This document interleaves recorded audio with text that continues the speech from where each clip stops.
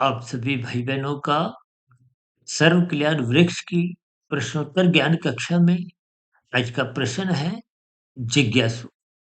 किसी भाई बंधु ने देखिए इस शब्द का एक अर्थ जानना चाहा। जो तो देखिए बहुत ही साधारण सा शब्द है और आपके हमारी बोलचाल में भी ये शब्द इस्तेमाल होता है।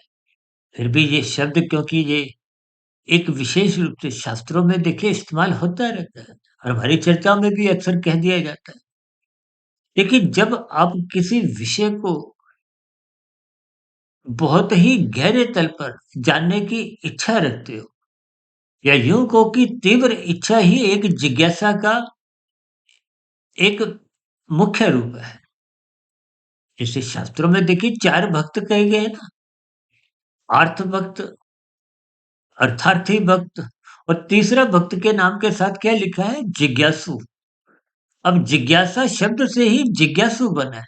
जो जिज्ञासा रखता है उस जिज्ञासा रखने वाले व्यक्ति को, मनुष्य को, यानी कि उसको एक जिज्ञासु भक्त कहा जाता है। और चौथा भक्त है प्रेमी ज्ञानी। देखिए इन सभी स्थितियों को शास्त्रों का देखिए जब मनुष्य की रुचि होती है तो उसके प्रश्न जिज्ञासा पूर्वक होते हैं। हमारी तो देखिए प्रश्नोत्तर ज्ञान कक्षा में एक पंक्ति हमने लिखवाई थी कि प्रश्न जिज्ञासा पूर्वक उत्तर जानने के लिए ही पूछो। मात्र कभी कभी कुछ भाई बंधु देखिए प्रश्न रख तो देते हैं, उत्तर सुनने की कोई इच्छा भी नहीं होती। यानी कि प्रश्न पूछने के लिए ही प्रश्न पूछते रहते हैं। अब कभी-कभी हम प्रश्न का उत्तर देना आरंभ करते हैं, तो बीच में ही उत्तर ना सुनते हुए नया प्रश्न भी रख देते हैं। तो ऐसे मनुष्य अपना भी समय नष्ट करते हैं और दूसरों का भी समय नष्ट होने के कारण मुफ्त में ही आपका हमारा देखिए फिर को कभी-कभी पाप कर्मों का क्रमशः भी बढ़ने लगता है। लेकिन ये मैं देखिए कोई व्यक्तिगत स्तर पर नहीं, देखिए जब हम शास्त्रों की बात रखते हैं तो आपको में तर्क संगत उन सभी स्थितियों का बोध होना चाहिए। मनुष्य जीवन में देखिए गलतियां होना तो स्वाभाविक स्थिति है। शास्त्रों में कहा गया है, इंसान बार बार गलती करता है, लेकिन एक ही गलती को यदि आप बार बार करते हो तो वो मनुष्य की एक कमजोरी है। हम बात कर रहे थे जिज्ञासा की, यानी कि आपको में शास्त्रों की विषयों को समझने की एक जिज्ञासा होनी चाहिए।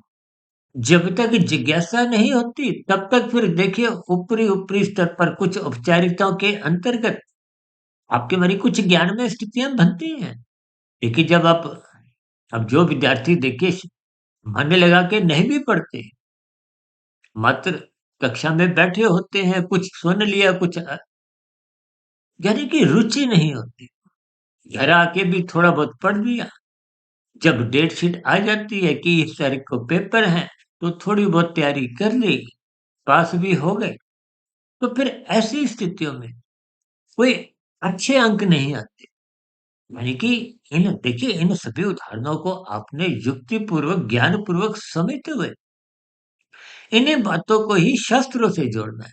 देखिए मनुष्य योनि पाकर आपको हमें कुछ उन्नति करनी है। उन्नति का यहाँ अभिप्राय आध्यात्मिक उन्नति से है। भौतिक उन्नति तो आप और हम देखिए जितनी भी कर ले वो तो मरने के साथ ही समाप्त समझी जाती है। चाहे आप प्रधानमंत्री बन जाओ, चाहे आप बड़े से बड़े उद्योगपति बन जाओ, बड़े से बड़े आप कोई खिलाड़ी के रूप में चर्चित हो जाओ, फ़िल्मी जगत में आप कुछ चर्चित सुपरस्टार भी बन जाओ। देखिए ये सब व्यक्तिगत स्थितियाँ कुछ अस्थायी मानी जाती है। इनकी भले ही कुछ वाहवाही भी मिल जाती है। देखिए आपके हमारे 5 भोग्य विषय गंध, रस, रूप, स्पर्श, शब्द इन्हीं को ही मैं सरल शब्दों में सुख, सुविधा, स्वाद, सम्मान, सत्ता से जोड़ देता हूँ। ये सभी राजसी तामसी स्थितियाँ हैं। स्थूल शरीर से ही इनका संबंध है और स्थूल शरीर तो आपका हमारा नित्य है भी नहीं। आज मैं भी देखिए ये वीडियो प्रसारित कर रहा हूँ, कब मेरी भी मृत्यु हो जाए, कुछ निश्चित नहीं है। उस मृत्यु होने से पूर्व ही आप और हम जितना कारण शरीर को सुंदर बना सकते हैं। देखिए स्थूल शरीर को ब्यूटी पार्लर में जाकर जो भी आप और हम सुंदर बनाते हैं या इसको विभिन्न प्रकार के आभूषणों से चाहे कपड़ों से, या और भी देखिए सुख सुविधा के साधनों द्वारा जितना भी आप सजाते संवारते हो, ये सब अस्थायी स्थिति। सजने वाला शरीर भी देखिए, युवावस्था के बाद प्रौढ़ावस्था और प्रौढ़ावस्था के बाद निश्चित रूप से वृद्धावस्था का आना निश्चित है। और वृद्धावस्था की स्थितियों में तो आप देखोगे ही। देखिए मैं उदाहरण के रूप में आपको समझाता हूँ कि आज से 40-50 साल पहले के जो हीरो हीरोइन थे, इनको आज भी देखिए, यदि आप सिनेमा हॉल में उनकी पुरानी कोई फ़िल्म देखते हो, तो आपको बहुत अधिक सुंदर, आप उनसे प्रभावित होते हो। लेकिन आज उनकी जो यथार्थ स्थितियाँ देखिए, स्थूल शरीर सबकी ही एक समय के बाद गिरावट लेता है। स्थूल शरीर के स्तर पर इंद्रियाँ कमज़ोर होने लगती हैं। उन हीरो की और हीरोइन की भी आज की कुछ स्थितियाँ आप वृद्धावस्था की देखोगे तो आप काँप उठोगे। कभी-कभी देखिए अपना भोजन ग्रहण करने के लिए, चलने-फिरने के लिए भी किसी दूसरे मनुष्यों का सहारा लेना पड़ता है। इन स्थितियों को आप हल्केपन में लेते हो तो शास्त्रों की बात फिर समझ नहीं आती। इसीलिए कहते हैं शास्त्रों को जानने की जिज्ञासा रखो। देखिए ऊपरी-ऊपरी स्तर पर यदि आप आर्थ भक्त बन जाते हो तो इसका मतलब कि जब-जब दुःख आएँगे, आप परमात्मा की शरण में जाते हो। कि भगवान श्री कृष्ण जी गीता में स्पष्ट शब्दों में कहते हैं, मुझे सभी भक्त प्रिय हैं। कोई दुखी होकर आए, कोई धन प्राप्ति के लिए, संसारी वैभव प्राप्त करने के लिए भी मेरी शरण में आए। लेकिन जिज्ञासु भक्त एक सात्विक भक्त माना जाता है। आर्त भक्त का मतलब तामसी भक्त है। भक्त तो देखिए सात्विक ही होता है, लेकिन कुछ शब्दों के साथ कुछ एक समझाने की स्थितियों से, प्रकृति के 3 गुणों के स्थितियों से एक अलग-अलग स्तर है। तमोगुण से अच्छा रजोगुण है, रजोगुण से अच्छा सतोगुण है, और सतोगुण से अच्छा विशुद्ध सतोगुण है। इसी को हम अंकों के आधार पर भी तमोगुण को 1, रजोगुण को 10, सतोगुण को 100 से जोड़ते हुए कुछ बात रखते हैं। अब 1 का सिक्का 10 के सिक्के की कितनी एक महत्व है आप जानते हो? 100 के नोट की कुछ विशेष महत्व। ये सभी स्थितियाँ सापेक्ष दृष्टिकोण से आपको में समझनी है। यदि ये समझ आपके नहीं बनती, तो निश्चित रूप से शास्त्रों की जो एक गहरे सूक्ष्म विषय है, वो ज्ञान की कड़ियाँ तो समझ नहीं आती।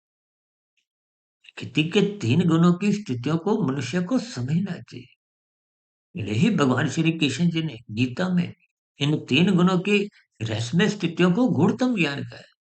और आपके हमारे तो 3 शरीर हैं, सबके 3 शरीर हैं। स्थूल शरीर, सूक्ष्म शरीर, कारण शरीर। ये बंधन तीनों शरीरों का ही है। और स्थूल शरीर के बंधन तो बदलते रहते हैं। 84 लाख प्रकार की योनि है। योनियों का अभिप्राय स्थूल शरीरों से है। ये कर्मों के आधार पर, कारण शरीर के आधार पर जैसी-जैसी पात्रता, योग्यता आप और हम बनाते हैं, उसके आधार पे बनती है। और मनुष्य योनि में ही ये कर्मों की स्थितियाँ, कर्मफल सिद्धांत की स्थितियाँ आप पे लागू होती हैं। शेष योनियाँ तो इनके परिणाम रूपी फल भोगने पड़ते हैं। मनुष्य से नीचे की ही 80 लाख प्रकार की दंडनीय योनियाँ हैं। देखिए ना, साधारण स्थितियों में तो देश में, शहर में कितनी जेलें होती हैं। अब दिल्ली में मैं रहता हूँ, तो दिल्ली में देखिए 2 जेल बनी है, एक रोनी में, एक तिहाड़ जेल। हम आप तो एक साधारण मनुष्य आज़ादी से घूमते हैं, लेकिन 84 लाख प्रकार की योनियों में कितने अचंभे की बात है कि 80 लाख प्रकार की देखिए इतना बड़ा अनुपात, ये नीचे के दंडमयी योनि है, तामसी योनि है। तो इसका मतलब क्या है? आप और हम अपने मनुष्य योनि में पाप कर्म अधिक कर जाते हैं।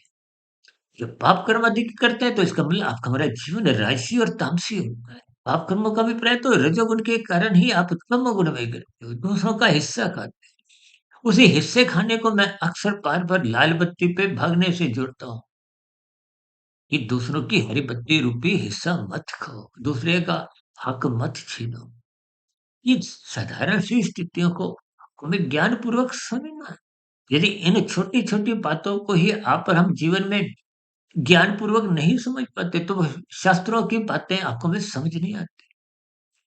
इसीलिए कहते हैं जिज्ञासा पूर्वक, श्रद्धा पूर्वक सत्संग करो। परमात्मा को जानने की, प्रकृति के 3 गुणों की स्थितियों को समझने की इच्छा रखो।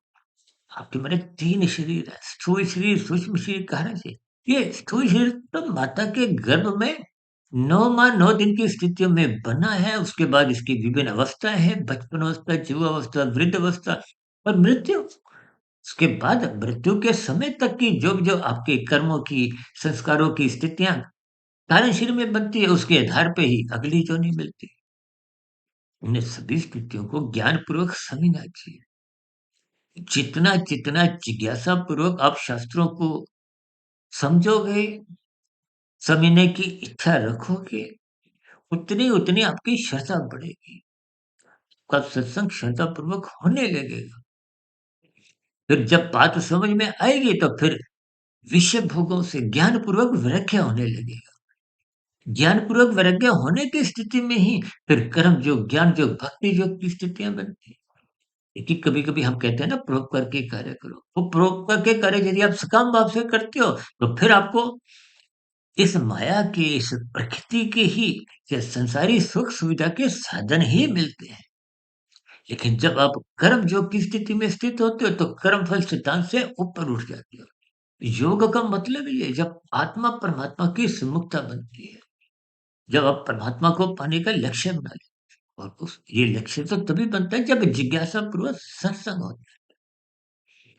जिज्ञासा पूर्वक सत्संग निरंतर होने से ही फिर परमात्मा के मार्ग पे चलने की इच्छाएँ होती हैं, मनुष्य साधना करने लगता है, कर्म योग, ज्ञान योग, भक्ति योग की स्थितियाँ फिर उसकी आध्यात्मिक उन्नति के दरवाजे क्रमशः खुलने लगती है।